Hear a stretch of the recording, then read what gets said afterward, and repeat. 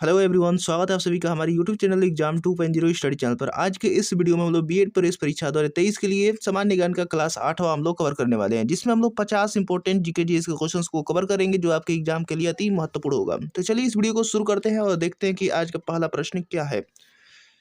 तो आज के इस वीडियो में हम लोग सामान्य ज्ञान का पहला प्रश्न को देखते हैं। पहला प्रश्न दिया गया है कि सामान्य संतुलन विश्लेषण किसने विकसित किया था। तो इसका करेक्ट आंसर हो जाएगा वालरस ने। उसके बाद अगला प्रश्न हम देखते हैं दूसरा नंबर की आंतरिक से व्यापार किससे संबंधित है। तो इसका करेक्ट आंसर क्या होगा यहाँ पर, आंतरिक से व्यापार किससे संबंधित है। तो इसका करेक्ट आंसर हो जाएगा शेयर मार्केट से संबंधित है। इसी तरीके से हम लोग तीसरा नंबर देखते हैं 12वीं पंचवर्षीय योजना का कार्यकाल क्या है। तो कार्यकाल बताना है 12वीं पंचवर्षीय योजना की। तो इसका करेक्ट आंसर हो जाएगा ऑप्शन नंबर बी 2012 से 17 तक। इसी तरीके से आगे देखते हैं 14 नंबर। इसके बाद अगला प्रश्न दिया गया यहाँ पर चौथा नंबर की एकात्मक सरकार में समस्त शक्ति किसके हाथ में होती है। आपको बताना है कि एकात्मक सरकार में समस्त शक्ति किसके हाथ में होती है। तो ऑप्शन दिए गए और इसमें से करेक्ट आंसर आपको बताने हैं। तो इसका करेक्ट आंसर हो जाएगा केंद्रीय सरकार के हाथों में होती है। इसके बाद अगला प्रश्न हम देखते हैं पांचवा नंबर कि भारतीय कला का वह कौन सा स्कूल है जो ग्रेको रोमन बौद्ध आर्ट के नाम से भी जाना जाता है। तो इसका करेक्ट आंसर आपको बताने हैं। तो इसका करेक्ट आंसर हो जाएगा ऑप्शन नंबर सी गांधार। इसके बाद अगला प्रश्न यहाँ पर दिया गया है कि निम्नलिखित में से कौन से पल्लव राजा ने चालुक्य सम्राट राजा पुलकेशिन द्वितीय को पराजित करके और उनका वध करके वाटपिकोंडा का खिताब हासिल किया। आपको बताना है कि वाटपिकोंडा का खिताब हासिल किसने किया था। तो इसका करेक्ट आंसर हो जाएगा ऑप्शन नंबर ए यानी नरसिंह वर्मन प्रथम ने। उसके बाद अगला प्रश्न हम देखते हैं। अगला प्रश्न यहाँ पर दिया गया 7वां नंबर की पेड़ों की कतारों के बीच में फसलें उगाने को क्या कहते हैं। आपको बताना है कि पेड़ों की कतारों के बीच में फसलें उगाने को क्या कहा जाता है। तो इसका करेक्ट आंसर हो जाएगा ऑप्शन नंबर सी तोंग्या प्रणाली। उसके बाद अगला प्रश्न हम देखते हैं 8वां नंबर कि संसार की छत किसे कहते हैं। तो संसार का छत जो है वो ऑप्शन नंबर सी हो जाएगा पामीर नाट को कहते हैं। इसी तरीके से आगे प्रश्न हम देखते हैं 9वां नंबर स्टेशनों के ग्रुप को फ्रेम भेजने को क्या कहते हैं। स्टेशनों के ग्रुप को फ्रेम भेजने को क्या कहते हैं, ये आपको बताने हैं। तो इसका करेक्ट आंसर हो जाएगा option number C multi casting. और ये वीडियो आपको पसंद आ रहा है तो इसको लाइक करते रहिए और चैनल को खूब से खूब शेयर भी कीजिए और सब्सक्राइब नहीं किए तो सब्सक्राइब भी करके बेल आइकन बटन भी दबा दीजिए। आगे देखते हैं 10वां नंबर। अब 10वां नंबर हम देखते हैं। 10वां नंबर दिया गया है कि प्रिंस ऑफ वेल्स कप किस खेल से संबंधित है। आपको बताना है कि प्रिंस ऑफ वेल्स कप किस खेल से संबंधित है। तो इसका करेक्ट आंसर हो जाएगा ऑप्शन नंबर बी गोल्फ से संबंधित है।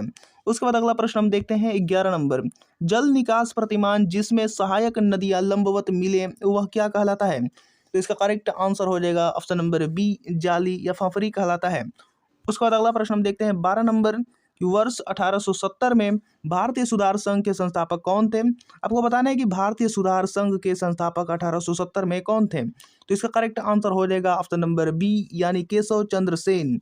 इसी तरीके से हम लोग आगे बढ़ते हैं। अगला दिया गया यहाँ पर 13 नंबर कौन सा संविधान संशोधन अधिनियम संसद सदस्यों और विधान सभा सदस्यों की अयोग्यता से संबंधित है। आपको बताना है कि अयोग्यता से संबंधित कौन सा यहाँ पर। तो इसका करेक्ट आंसर हो जाएगा ऑप्शन नंबर बी यानी 52वां संशोधन अधिनियम। इसके बाद अगला प्रश्न हम देखते हैं। अगला प्रश्न यहाँ पर दिया गया है 14 नंबर की हृदय की धड़कन की गति निम्नलिखित में से किससे बढ़ती है। तो आपको बताना है कि हृदय की धड़कन की गति किससे बढ़ती है। तो इसका करेक्ट आंसर हो जाएगा ऑप्शन नंबर बी यानी अनुकंपी तंत्रिका से।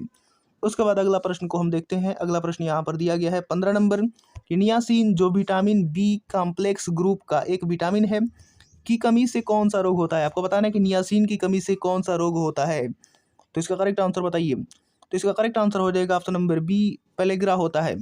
उसके बाद अगला प्रश्न हम देखते हैं 16 नंबर पृथ्वी के कोर यानी केंद्रीय भाग को और किस नाम से जाना जाता है। तो आपको बताना है कि पृथ्वी के कोर को और किस नाम से जाना जाता है। तो इसका करेक्ट आंसर हो जाएगा ऑप्शन नंबर सी गुरुमंडल के नाम से जाना जाता है। इसी तरीके से हम लोग आगे बढ़ते हैं। अगला यहाँ पर दिया गया 17 नंबर विरोधी गुणों का युग्म जो सामान्य विशेषताओं को नियंत्रित करे क्या कहलाता है। तो आपको बताना है कि विरोधी गुणों का युग्म जो सामान्य विशेषताओं को नियंत्रित करे क्या कहलाता है। तो इसका करेक्ट आंसर हो जाएगा ऑप्शन नंबर सी युग्म विकल्पी एलिल कहलाता है। ये आपको याद रखना है एलिल। इसी तरीके से हम लोग 18 नंबर को देखते हैं। चलिए इसके बाद 18 नंबर यहाँ पर दिया गया है कि इलेक्ट्रॉन की एंटी पार्टिकल क्या है। आपको बताना है कि इलेक्ट्रॉन की एंटी पार्टिकल क्या है। तो इसका करेक्ट आंसर आपको बताने हैं। तो इसका करेक्ट आंसर हो जाएगा ऑप्शन नंबर ए पॉजिट्रॉन है। उसके बाद अगला प्रश्न हम देखते हैं ध्रुवीय क्षेत्र की आबादी किन कारणों से विरल है। तो आपको बताना है विरल बताना है क्यों विरल है ध्रुवीय क्षेत्र की आबादी। तो इसका करेक्ट आंसर हो जाएगा यहाँ पर ऑप्शन नंबर बी यानी अनुपयुक्त जलवायु की दशा के कारण। उसके बाद अगला प्रश्न हम देखते हैं 20 नंबर निम्नलिखित में से कौन सा युग्म सही नहीं है। तो इसका करेक्ट आंसर आप लोग को बताने हैं, तो जल्दी से इसका करेक्ट आंसर बताइए। पढ़ लीजिए, इसका ऑप्शन जो है वो पढ़ लीजिए, उसके बाद बताइए। तो इसका करेक्ट आंसर क्या होगा? इसका करेक्ट आंसर हो जाएगा लैक्टोमीटर, तरल का विशिष्ट घनत्व। इसी तरीके से हम लोग आगे बढ़ते हैं। 21 नंबर, 21 नंबर यहाँ पर दिया गया है कि निम्नलिखित में से किस अनुच्छेद की कार्यप्रणाली के तहत भारतीय संविधान में संशोधन किया जा सकता है? निम्नलिखित में किस अनुच्छेद की कार्यप्रणाली के तहत भारतीय संविधान के संशोधन किया जा सकता है, ये आपको बताना है। इसका करेक्ट आंसर क्या होगा यहाँ पर? तो यहाँ पर करेक्ट आंसर हो जाएगा ऑप्शन नंबर ए, अनुच्छेद 368 के तहत की जा सकती है। उसके बाद अगला प्रश्न हम देखते हैं, फ्यूरर के रूप में कौन जाना जाता है? तो आपको बताना है कि फ्यूरर के रूप में कौन जाना जाता था। तो इसका करेक्ट आंसर हो जाएगा option number A, Adolf Hitler को जाना जाता था फ्यूरर के रूप में। उसके बाद अगला प्रश्न हम देखते हैं 23 नंबर की, विजयनगर शहर और किस नाम से जाना जाता है? तो विजयनगर को हम लोग किस नाम से जानते हैं? तो इसका करेक्ट आंसर क्या होगा यहाँ पर? इसका करेक्ट आंसर हो जाएगा ऑप्शन नंबर सी, हम्पी के नाम से जाना जाता है। उसके बाद अगला प्रश्न हम देखते हैं 24 नंबर की, निम्नलिखित तुगलकी राजवंश के किस सुल्तान ने चांदी के सिक्कों के स्थान पर तांबे के सिक्के चलाए थे? तो आपको बताना है कि चांदी के सिक्कों के स्थान पर तांबे के सिक्के किसने चलाए थे? तो इसका करेक्ट आंसर हो जाएगा ऑप्शन नंबर बी, यानी मोहम्मद बिन तुगलक ने। उसके बाद अगला प्रश्न हम देखते हैं 25 नंबर दिया गया है कि निम्नलिखित में से कौन सा क्षेत्र ऐसा है जहां पर भूकंप आने की संभावना सबसे अधिक है? तो इसका करेक्ट आंसर आपको बताने हैं। तो इसका करेक्ट आंसर हो जाएगा option number B, Ganga Brahmaputra घाटी। उसके बाद अगला प्रश्न हम देखते हैं 26 नंबर। इसके बाद अगला प्रश्न यहाँ पर 26 नंबर दिया गया है कि शहद जिसमें शक्कर की उच्च सांद्रता पाई जाती है सड़ता नहीं है, क्योंकि? यहाँ पर क्योंकि का जवाब बताना है, क्यों नहीं सड़ता है। तो इसका करेक्ट आंसर मैं आपको बता दे रहा हूँ, यहाँ पर करेक्ट आंसर हो जाएगा ऑप्शन नंबर सी, यानी उच्च परासरणीय सामर्थ्य के घोल से पानी निकल जाने के कारण जीवाणु सक्रिय अवस्था में जीवित नहीं रह पाते हैं। तो ऑप्शन नंबर सी करेक्ट हो जाएगा, इसी कारण से शहद सड़ता नहीं है। उसके बाद अगला प्रश्न यहाँ पर दिया गया है कि कम तापमात्रा पर सीसा निम्नलिखित किस रूप में बर्ताव करता है? तो इसका करेक्ट आंसर आपको बताने हैं। कम तापमात्रा पर सीसा निम्नलिखित में से किस रूप में बर्ताव करता है? तो इसका करेक्ट आंसर हो जाएगा ऑप्शन नंबर बी, यानी श्रेष्ठ चालक के रूप में बर्ताव करता है। उसके बाद अगला प्रश्न यहाँ पर दिया गया है 28 नंबर, अकबर का मकबरा निम्नलिखित में से किस स्थान पर स्थित है? तो इसका करेक्ट आंसर आप लोग को कमेंट बॉक्स में बताना है। कमेंट बॉक्स में आप लोग बताइए, बहुत आसान सा सवाल है और बार बार ये हमने करवाया भी है। तो जल्दी से इसका करेक्ट आंसर बताइए। तो इसका करेक्ट आंसर कमेंट में बताना है। उसके बाद अगला प्रश्न हम देखते हैं 29 नंबर। अगला प्रश्न यहाँ पर 29 नंबर दिया गया है कि पंडित भीमसेन जोशी निम्नलिखित में से किससे संबंधित हैं? तो आपको बताना है कि किस क्षेत्र से संबंधित है। तो इसका करेक्ट आंसर हो जाएगा शास्त्रीय संगीत से संबंधित है। उसके बाद अगला प्रश्न यहाँ पर दिया गया है कि संयुक्त राष्ट्र की सुरक्षा परिषद के 10 अस्थायी सदस्यों का कार्यकाल कितना होता है? तो आपको बताना है कि संयुक्त राष्ट्र की सुरक्षा परिषद के 10 अस्थायी सदस्यों का कार्यकाल बताना है। तो इसका करेक्ट आंसर हो जाएगा ऑप्शन नंबर डी, यानी 2 वर्ष का होता है। उसके बाद अगला प्रश्न हम देखते हैं 31 नंबर, त्रिपिटक धर्म ग्रंथ का संबंध किस धर्म से है? तो ये बहुत आसान सा सवाल है, तो आप लोग कमेंट बॉक्स में इसका जवाब बताएंगे। उसके बाद हम लोग आगे देखते हैं 32 नंबर। 32 नंबर दिया गया है कि यदि कोई देश अपनी मुद्रा का अवमूल्यन करता है तो क्या होता है? तो इसका भी आपको आंसर बताना है। ये बहुत इंपॉर्टेंट क्वेश्चन है, बार बार पूछे जाते हैं। उसके बाद यहाँ पर देख लेते हैं इसका आंसर क्या होगा। यदि कोई देश अपनी मुद्रा का अवमूल्यन करता है तो इसका करेक्ट आंसर हो जाएगा ऑप्शन नंबर ए, यानी निर्यात सस्ता तथा आयात महंगा हो जाता है। उसके बाद करेक्ट आंसर यहाँ पर क्या होगा? Option number A. उसके बाद अगला प्रश्न हम देखते हैं 33 नंबर की, निम्नलिखित में से कौन सी अधातु अपनी तरलीय अवस्था में अपरूपता प्रदर्शित करती है? तो इसका करेक्ट आंसर क्या होगा? यहाँ पर तरलीय अवस्था में अपरूपता प्रदर्शित करने वाली धातु का नाम बताना है, अधातु का नाम बताना है। यहाँ पर देखिए अधातु का नाम बताना है। तो इसका करेक्ट आंसर हो जाएगा ऑप्शन नंबर बी, यानी सल्फर। उसके बाद अगला प्रश्न हम देखते हैं 34 नंबर की, जीडीपी सूचकांक के क्षेत्रवार विवरण से किसका मापन किया जा सकता है? आपको बताना है कि जीडीपी सूचकांक के क्षेत्रवार विवरण से किसका मापन किया जा सकता है? तो इसका करेक्ट आंसर हो जाएगा ऑप्शन नंबर बी, देश की आर्थिक विकास का मापन किया जा सकता है।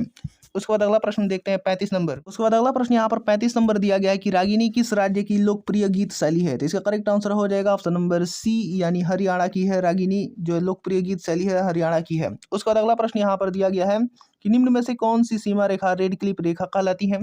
तो आपको बताना है कि रेड क्लिप रेखा किन 2 देशों के बीच में है। तो इसका करेक्ट आंसर हो जाएगा ऑप्शन नंबर सी, भारत और पाकिस्तान के बीच में। उसके बाद अगला प्रश्न हम देखते हैं दीपिका कुमारी का संबंध निम्नलिखित में से किस खेल से है?